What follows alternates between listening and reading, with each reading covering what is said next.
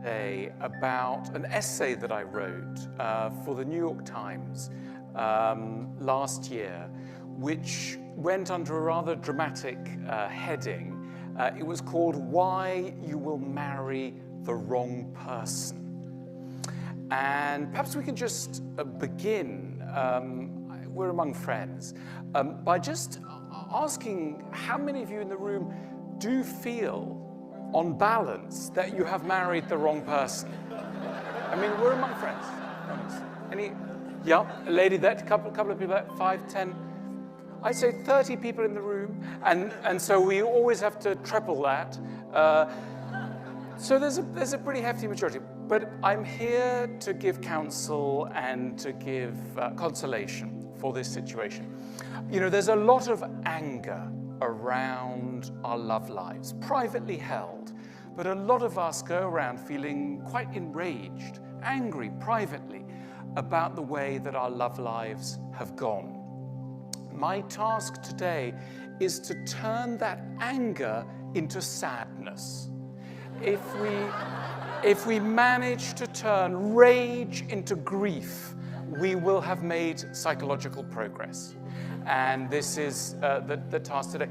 What lies behind rage very often is an unusual quality, because we tend to think that very angry people are sort of dark and pessimistic characters. Absolutely not. Scratch the surface of any regularly angry person and you will find a wild optimist. It is in fact hope that drives rage.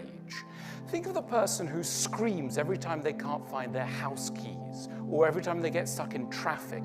These unfortunate characters are evincing a curious but reckless faith in a world in which keys never go astray, the roads are mysteriously traffic-free. It is hope that is turbocharging their rage. So if we're to get a little bit less sad and a little less angry about our love lives, we will have to diminish some of our hopes. It's very hard to diminish hope around love because there are vast industries designed to inflate our expectations of love.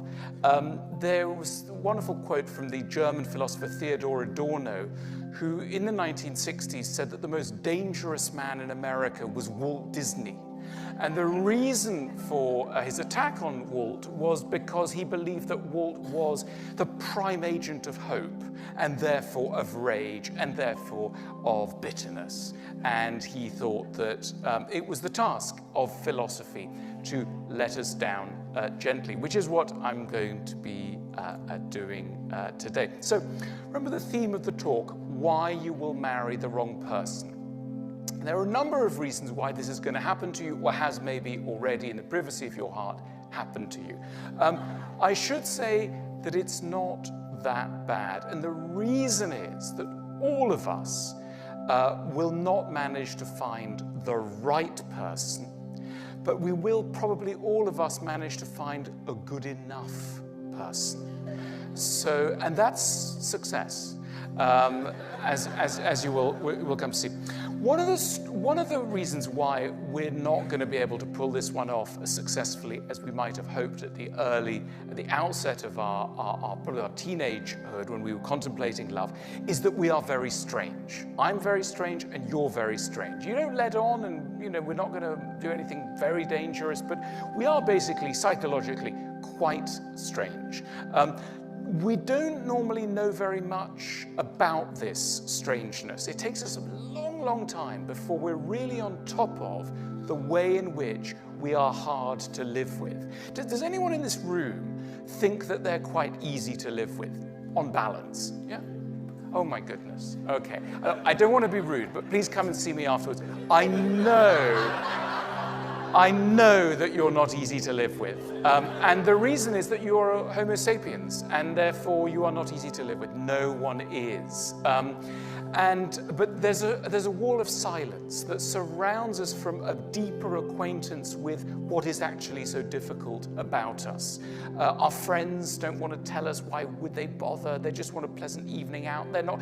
Our friends know more about us and more about our flaws, probably after a 10-minute acquaintance, acquaintance. A stranger will know more about your flaws than you might learn over 40 years of life on the planet. Our capacity to intuit what is wrong with us is very weak.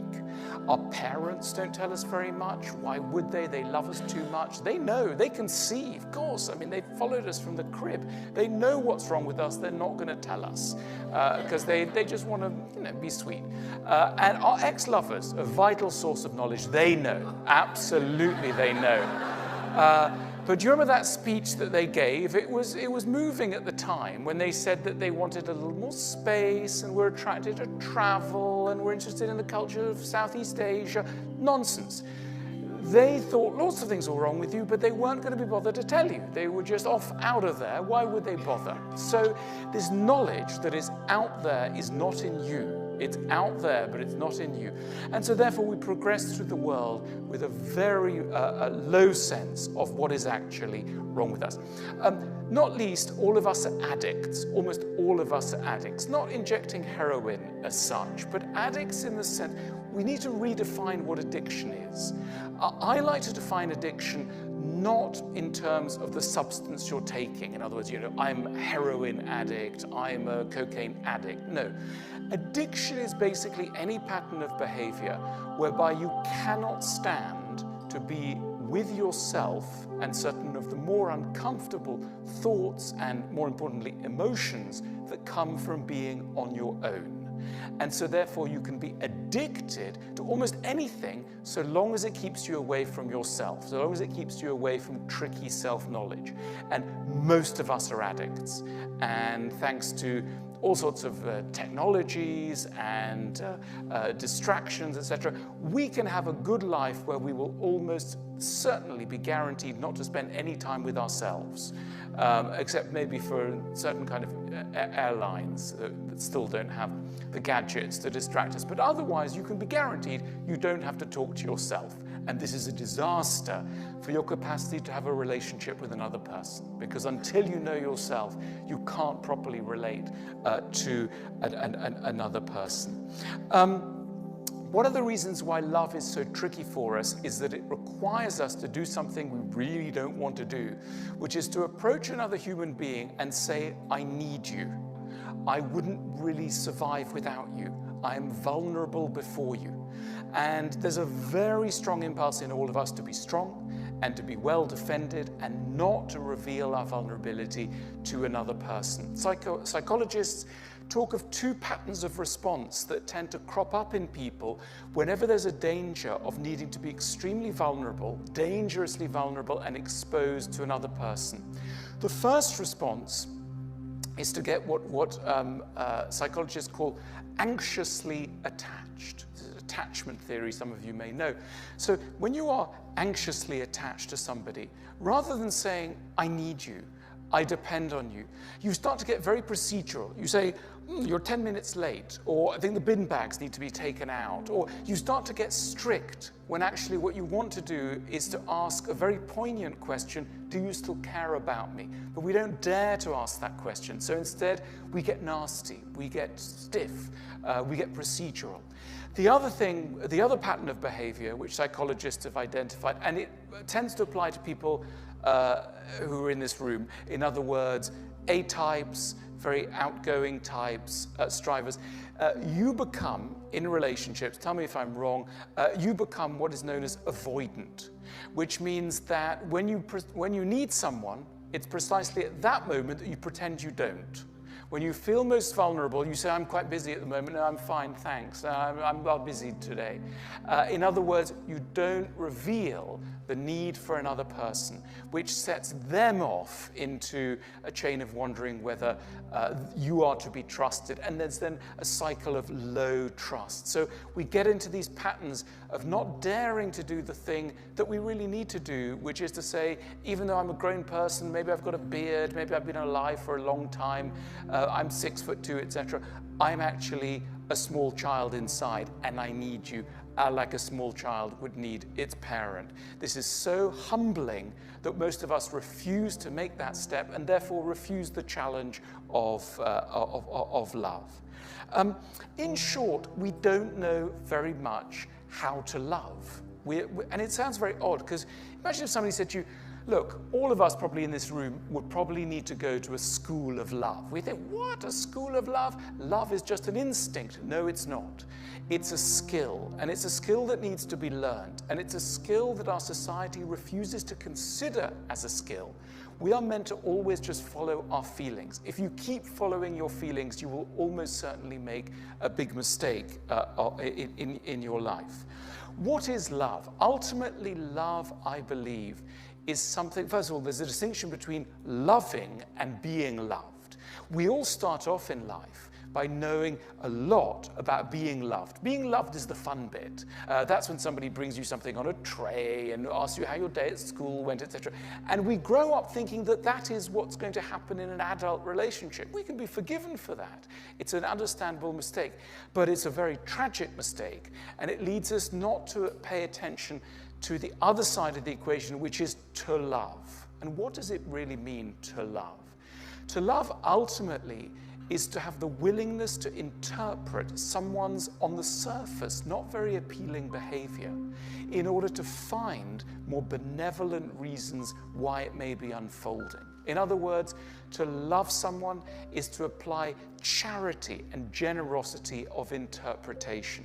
Most of us are in dire need of love, because actually we need to have some slack cut for us, because our behavior is often so tricky that if we don't do this, we wouldn't get through any kind of relationship. But we're not used to thinking that that is the core of what love is.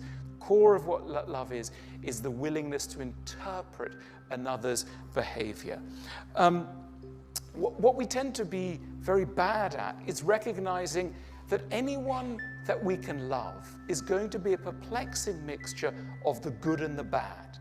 There's a wonderful psychoanalyst called Melanie Klein, who was active in the 50s and 60s, originally from Vienna, active in North London, studying how children learned about relationships from the parental situation. And she came up with a very fascinating analysis. She argued that when children are small, very small, they don't really realize that a parent is one character. They actually do what she called split a parent into a good parent and a bad parent. And so this is when a baby is really at infant stage. So what you do is you split into the good mother and the bad mother. And it takes a long, long time. Melanie Klein thought it might be until you're 4, until you actually realize that the good and the bad mother are one person, and you become ambivalent. In other words, you become able to hate someone and really go off them, and at the same time also love them, and you're able not to run away from that situation. You're able to say, I love someone and hate them, and that's okay. And Melanie Klein thought this is an immense psychological achievement when we can no longer merely divide people into absolutely brilliant, perfect, what marvelous, and hateful, let me down, disappointed me. Everyone who we love is going to disappoint us. We start off with idealization, and we end up often with denigration. The person goes from being absolutely marvelous to being absolutely terrible.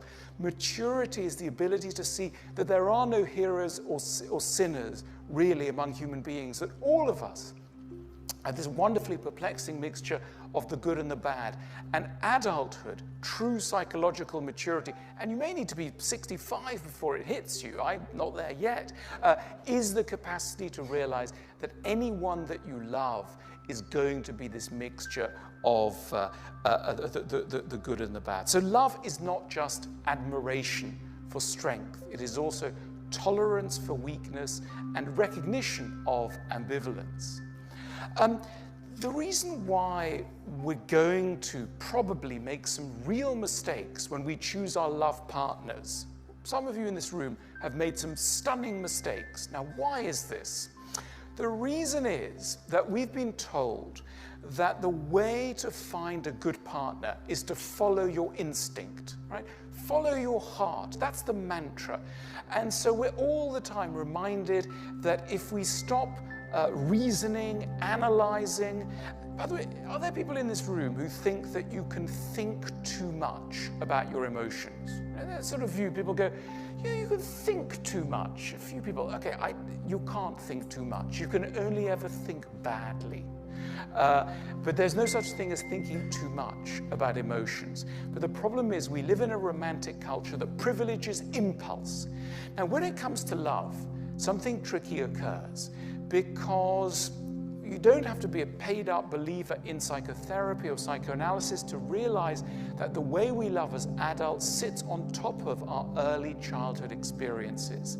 And in early childhood, the way that we learned about love was not just via experiences of tenderness and kindness and generosity.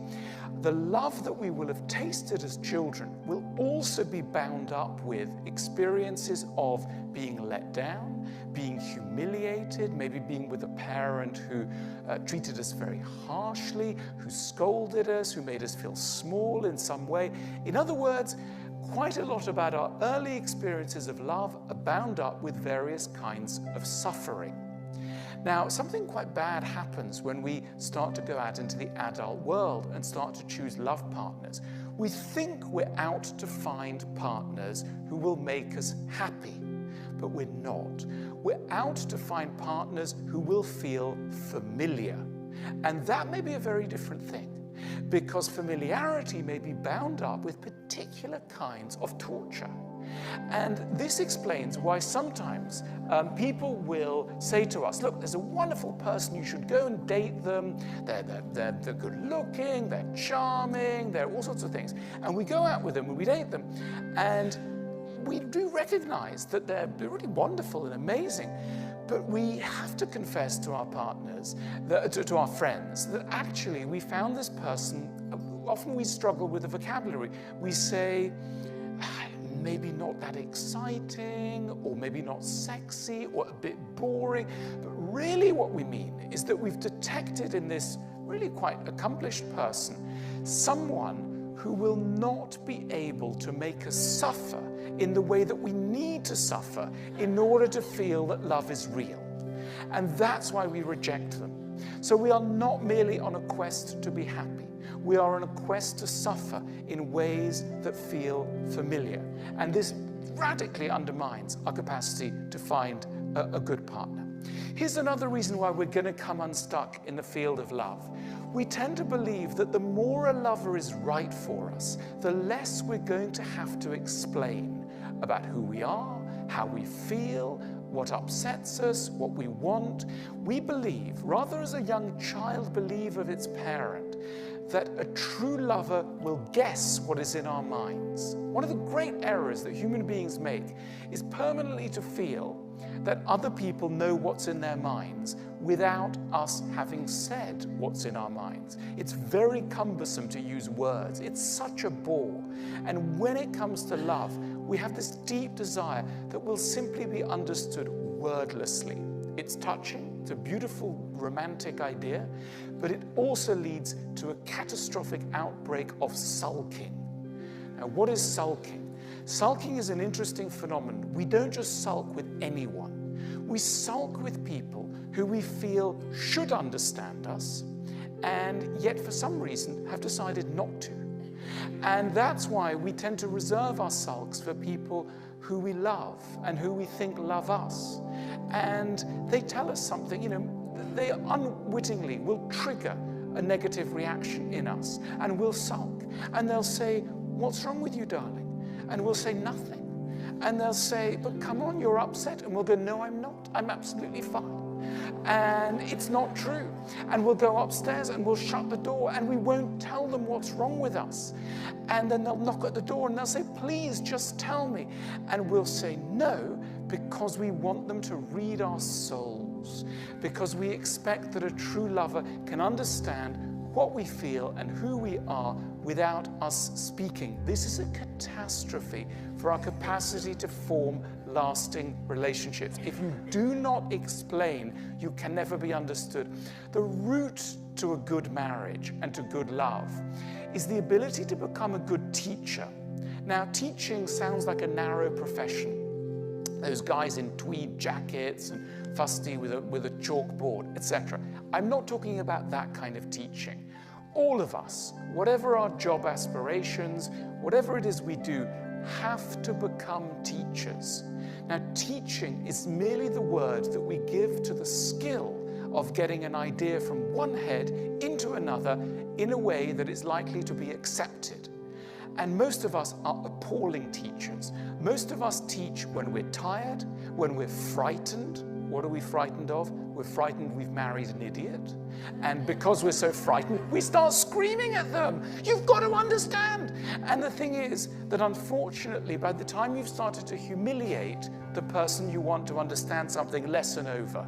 You will never get anyone to understand what you want them to understand so long as you make them feel small.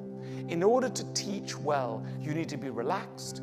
You need to accept that maybe your partner won't understand. And also, you need a culture within a couple that two people are going to need to teach each other and therefore also learn from one another. And this brings me to the next reason why you're going to have a very unhappy relationship, probably. And that is because you probably believe that when somebody tries to tell you something about yourself that's a little ticklish and a little uncomfortable, they are attacking you. They're not. They're trying to make you into a better person. And we don't tend to believe that this has a role in love. We tend to believe that true love means accepting the whole of us. It doesn't. No one should accept the whole of us. We're appalling. Really, you want the whole of you accepted? No, that's not love. The full display of our characters, the full articulation of who we are, should not be something that we do in front of anyone that we care about. So what we need to do is to accept that the other person is going to want to educate us, and that it isn't a criticism. Criticism is merely the wrong word that we apply to a much nobler idea, which is to try and make us into better versions of ourselves. But we tend to reject this idea very strongly. Is there any hope? Of course there's hope. Look, I mentioned the word good enough. It's a phrase taken from a wonderful English psychoanalyst called Donald Winnicott. He had a lot of parents who would come to him and say things like, I'm so worried, I'm not a good parent, my child has this problem or that problem, etc. And he came up with a wonderful phrase. He said, you are most likely to be a good enough parent. And it's a relief from our otherwise punishing perfectionism. The good thing is that none of us are perfect, and therefore we don't need perfection. And the demand for perfection will lead you to only one thing: loneliness. You cannot have perfection and company. To be in company with another person is to be negotiating imperfection every day. Incompatibility. We are all incompatible, but it is the work of love to make us graciously accommodate each other and ourselves to each other's incompatibilities. And therefore compatibility is an achievement of love. It isn't what you need from the outset. Of course you're not going to be totally compatible. That's not the point. It is through love that you gradually accept the need to be compatible. We probably can't change our types, right? So all of us, many of us, have got types who are going to cause us real problems. They may be too distant, they may be arrogant, they're going to torture us in some way. Now, friends casually say to us, chuck them, get out the relationship, etc., right? No, I don't, we're realists here at Google, and I'm giving you realistic advice. You're not going to manage to change your type. Let's get that for granted. What you can do, and this is a big achievement, is to change how you characteristically respond to your tricky type. Most of us have formed the way that we respond to tricky types in early childhood. So we had a distant parent, we've now chosen a distant lover. When we were very young, we responded to that distant parent by attention seeking. We rattled and banged. And now we're adults, we rattle and bang in our own way. And we think that's going to help. It doesn't. It creates a cycle that's going to be a vicious cycle. It's not going to get us anywhere. It is open to us at any time to have a more mature response to the challenges that the types of people we're attracted to are going to pose for us. And that is an immense step forward, an immense achievement. The other thing we should do is recognize the nobility of compromise. One of the most shameful things to ever have to admit is to say, this is my partner, I've compromised. In choosing them, I've compromised. Oh, why have you compromised? Well, I'm not that attractive myself. I've got lots of problems. I'm a bit nutty. Frankly, I couldn't pull anyone better, but they're very nice. They're okay. Now, you would think, loser. It's not true. Compromise is noble. We compromise in every area of life. There's no reason why we shouldn't compromise in our love life. Maybe we're sticking around for the children. Good. People say, oh, they're only sticking around for the children. That's a wonderful reason to stick around. Why else are you going to stick around? Okay, so let's look a bit more benevolently at the art of compromise. It's a massive achievement in love. I'm going to end with a quote from one of my favorite philosophers, Danish 19th century, very gloomy philosopher called Kierkegaard.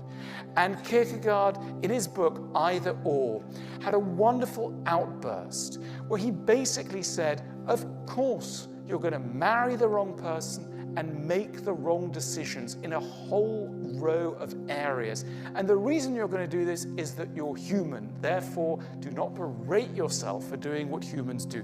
This is what he says. Marry and you will regret it. Don't marry, you will also regret it. Marry or don't marry, you will regret it either way.